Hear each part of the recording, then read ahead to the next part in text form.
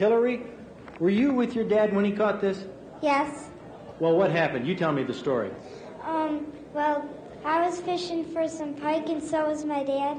And so Dad caught one, and he says, "There's a big fish here." So he said, "Go over and go get the net." And I ran over, and then I waited for a few seconds. And all of a sudden I saw it, and it scared me. My eyes got that big. And I dropped the net, and I ran up to shore. We heard some great stories behind the big ones that didn't get away, plus the proof right there at our Trost Fishing Awards banquet. We also had the opportunity to hear Tom Canty and Shipwreck sing our Michigan Outdoors theme song. All this coming your way right now, so stay tuned. It's Thursday night, time for Michigan Outdoors. From the rugged shore and woodland of the north, it's history of copper mines and iron ore, the Great Lakes fisheries. To the farmlands of the southern counties, we'll look around again at all that waits the sportsman in the state of Michigan.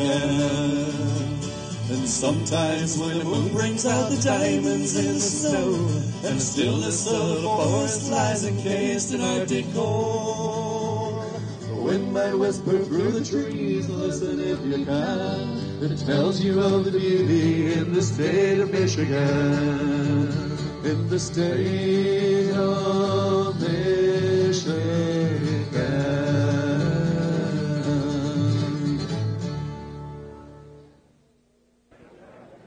Well, here they are, the multiple winners, the master anglers of the year who caught more than one fish in a category.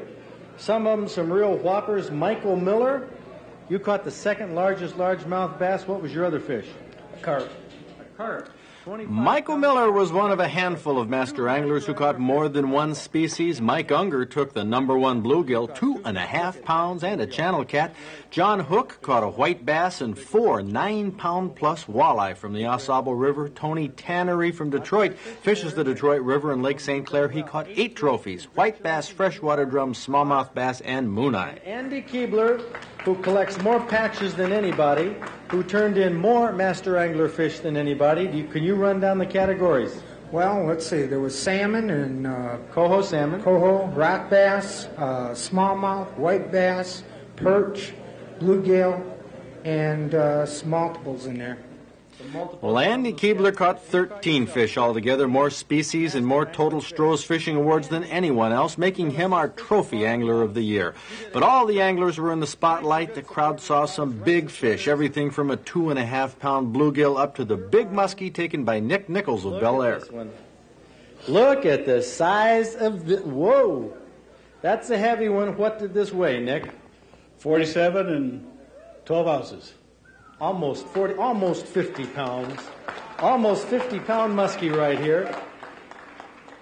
That was the largest hook and line trophy of 1985. Quite an accomplishment for Nick. He was fishing by himself, and times like this only come by once. Or so you'd think. Now, the crowd heard a lot of interesting and phenomenal fish stories, but the near-record brown trout that was caught twice was one of the toppers. Ralph and Alan Steimel caught a 29-pound brown trout through the ice, and believe it or not, they caught it twice. He did too, of course, but he's Lake Illinois address. We went out and set our tip-ups in the morning, 4 tip-ups, 2 each. And my flag went up in about an hour and a half, about 10:30, 11 o'clock. I went over there and started to pull the line, and it wouldn't come. It got around a snag and pulled, and he got a hold of the reel. I kept pulling. Finally, the line broke loose, and I started pulling it in. I said, there's a lot of heavy weight here. So I brought it up close and under the hole and started swimming around. I said, we still got a fish on here. And you didn't know this was a 29-pound brown? We didn't know it was a brown, but we were fishing for browns. So I get it up in the hole. Up comes this big willow limb about 6 foot long with all the branches on. And my leader is there, and he says, grab the leader, grab the leader. The leader snapped. Snapped leader? Snapped the leader. This brown trout was gone. Right, and we didn't even see him.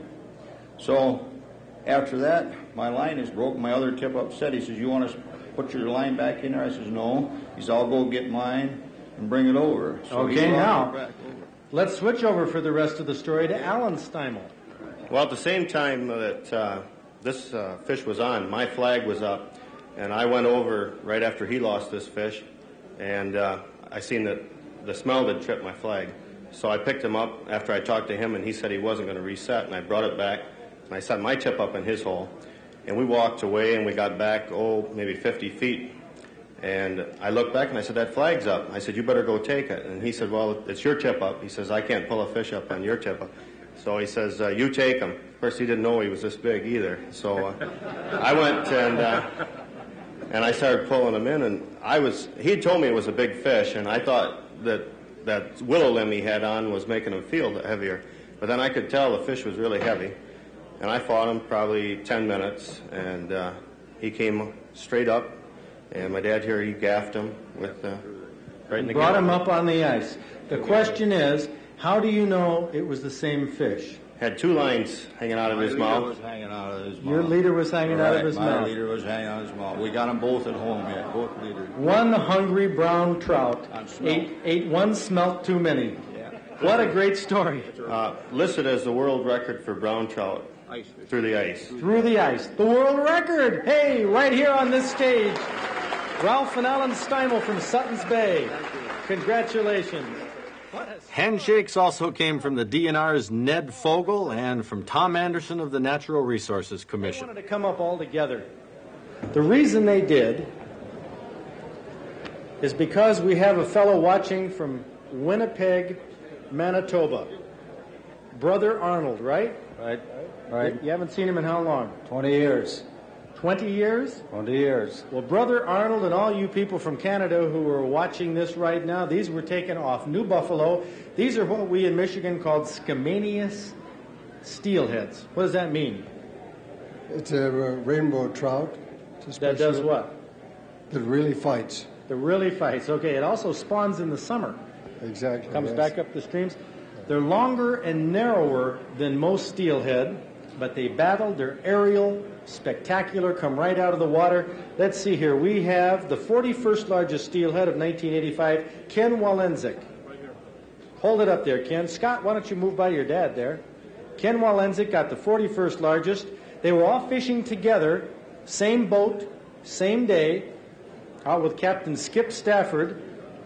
This was the 13th of July, Lake Michigan with a J-plug. Frank McConnell. Frank, hold that up there. That's the 24th largest. That's an 18-pound Skamania steelhead on a J-plug. Now, it appears that Northport nailers catch the bigger ones because George McConnell, who got the 8th largest, hold that up, George, got that as 20 pounds, 4 ounces on a Northport nailer, and the 5th largest, Bert McConnell from Clawson, hold that up there, Bert, 22 pounds, 1 ounce, 37 inches long. All of these fish caught on the same day. What are you going to say to your brother now, up there in Manitoba? I'm down to Michigan for good fishing. That's right. Come on down. I'm sure there's good fishing in Manitoba, but this is what we can catch in Michigan. Doesn't it speak well for our state? Congratulations. All of these Skamania were caught on Skip Stafford's charter boat. Skip caught the #1 steelhead of 1985, by the way. And here's a little lady who has a bright future in fishing. Hillary, were you with your dad when he caught this? Yes. Well, what happened? You tell me the story. Well, I was fishing for some pike, and so was my dad. And so Dad caught one, and he says, there's a big fish here. So he said, go over and go get the net. And I ran over, and then I waited for a few seconds. All of a sudden I saw it, and it scared me, and my eyes got that big. And I dropped the net, and I ran up to shore. Well, if she dropped the net and she was hightailing it, then what happened? Well, I sat there and fought it for probably 20 minutes, and I only had 6-pound test line, no leader, so when he decided to run, I just let him go, and finally I went out in the water a little bit and grabbed him by the gills and brought him up on shore. And that's about it. Reb, I tell you. And what were you doing for that 20 minutes? Well, I was hiding behind some bushes. Hiding behind some bushes? I was scared. You were scared? Did you ever, here, give me your hand here. Did you ever stick your hand in their mouth? No. Oh, you don't want to do that, huh? That won't hurt you. Well, Hillary, do you like to fish? Yes. You think you'll ever catch a fish like this? Bigger. Bigger. Oh! All right. The winner right here, Hillary Egbert. Wouldn't she be a treat to fish with? You know, you're going to be hearing stories from many of these Banquet Award winners during the coming year, but let's squeeze in one last tale right now from Shirley Woods about his muskie. Well, I tell you, that's the first time you were spearing. That's the first time I've ever been up, yes. What's it feel like when you got one on the end of the spear and your buddy just left? Wasn't lonesome. I sent the spear down. We're about 14 foot of water. Set the spear down. Everything disappeared. And I thought, well, I blew it. You know, I didn't see no fish, no spear, no nothing. And I started pulling on the cord. Pretty soon I got the tension off the cord, and here comes this fish back at the hole, thrashing around the bottom. I never really knew how the procedures were to bring muskie up. I said, I'm not waiting. I'd have to go in with my boots on, you know. And I just brought up at an angle, and I just tossed it right through the wall of the shanty. I didn't open the door. Right through the wall. Shirley, I think you did the right thing, but you got to take some plywood, hammer, and nails, and I think they'll have you back. You know? I'd like to take this time to thank Mr. Trost for being a part of this. It's going to be a highlight of my life, and I thank you and your staff and all your people for giving us an opportunity to be somebody in the state of Michigan, and I thank God for giving me the help to be a part of you. Hey, Shirley, you're the star. He's the star tonight.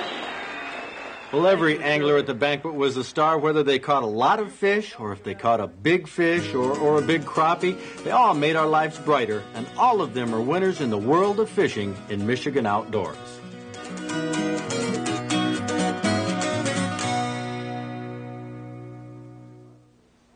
Here's one of the smaller mounts that Mark Martin gave us from the fish that he's taken, the Master Angler and Trost Trophy Award fish. This one was mounted by Hugh Stahl. It's freeze-dried, by the way. That's why you can see the teeth are so prominent, and the tongue and the gills, everything are right in there. But this fish is too small for a Trost Fishing Award or for a DNR Master Angler Award. But it's not too small to hang on our wall. We'll hang it right under the perch there. It's just about the size of this real nice steelhead. How's the smelt action? Well, we checked that out with our cameras at Port Huron, and this is what we came up with. What do you think? I don't know. Feel them. Feel them in there. What do we have? Nothing. Boy, I don't know what to say here. Oh, hold it, nothing? We got one! Look at that. Well, Chuck. You got one, all right. There you go. No, you didn't get skunked on this one. We'll toss him in there. The early smelt dipping is producing results. Some of the fellows that were there a couple hours with their nets, which they put down in the water, they weren't using the long nets yet because the smelt were right on the bottom, but they were getting smelt, buckets of them. That's right. And he writes, he says, why are some lakes prefaced by the word lake? Lake Michigan, Lake Huron, etc.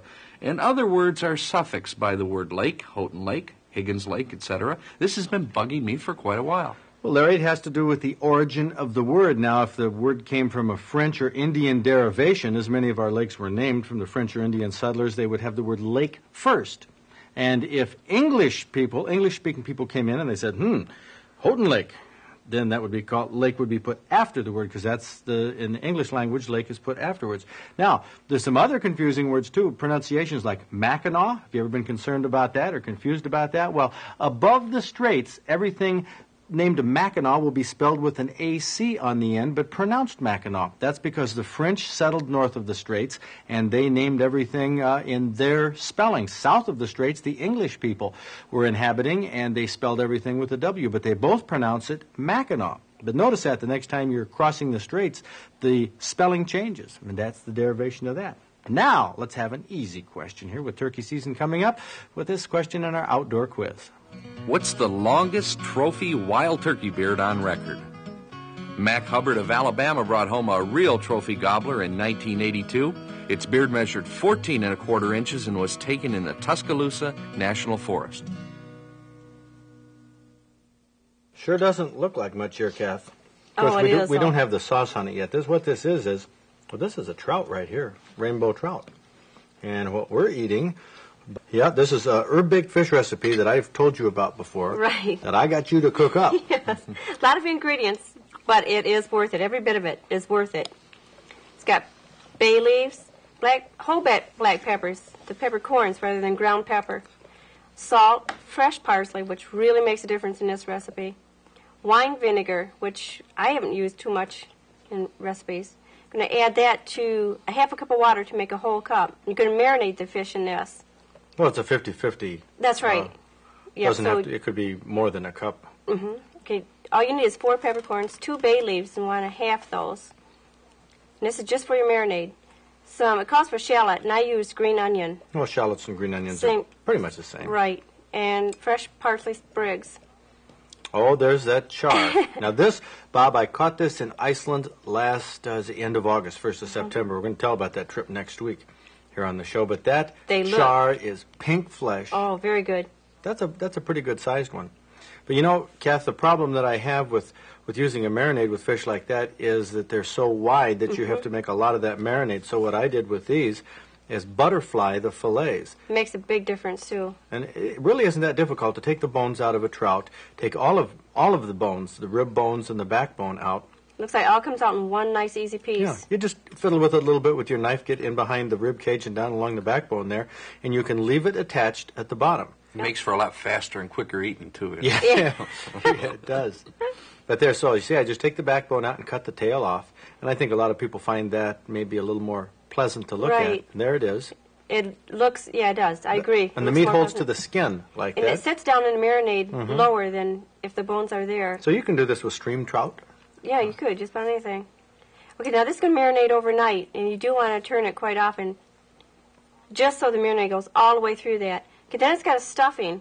It's got a cup of breadcrumbs. What do you think of the egg. stuffing, Bob? Oh, the stuffing's good. It looks like it's dry, but inside that moist fish, it really moistens up nice. It's not like stovetop. Or No, like that. absolutely not. Or a turkey dressing. Now we use chives and parsley.